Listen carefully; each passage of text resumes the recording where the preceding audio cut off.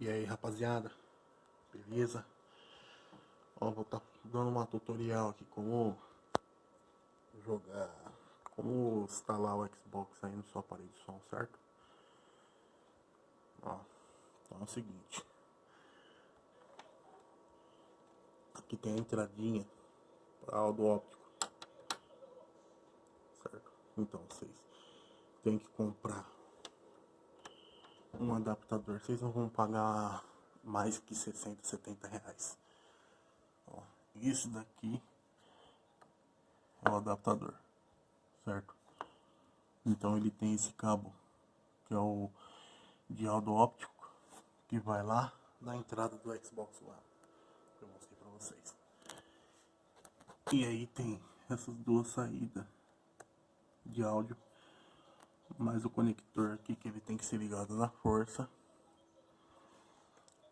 Aqui o meu já está instalado aqui um esquema que eu fiz. Ó, colocou aqui, ligou o aparelho de som, coloquei no modo gamer. Ó, tá passando já.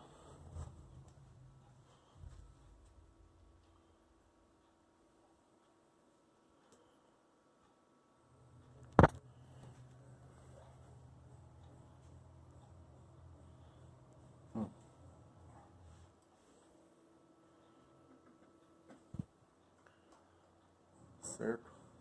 Minha sala tá escura porque eu tô usando uma lâmpada de luz negra.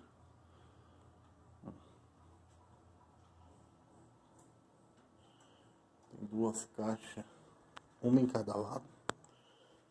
Desse lado aqui, desse lado aqui. Dá pra você montar aí um cinema na sua sala aí, uns 2.000 reais você vai gastar. O que acontece? Quando você instala, se acaso o áudio começar a chiar, não se preocupe. Não fique pensando que o seu aparelho está quebrado, está com problema. Vem em configuração, saída de volume áudio, o HDMI, você deixa no estéreo não compactado,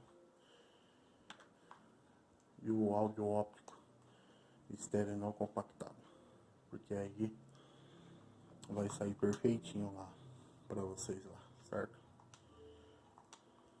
Ó, voltou pro Netflix. O vídeo tá rodando legalzinho.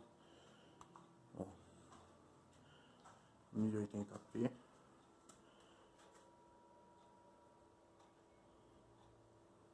Certo? É isso aí.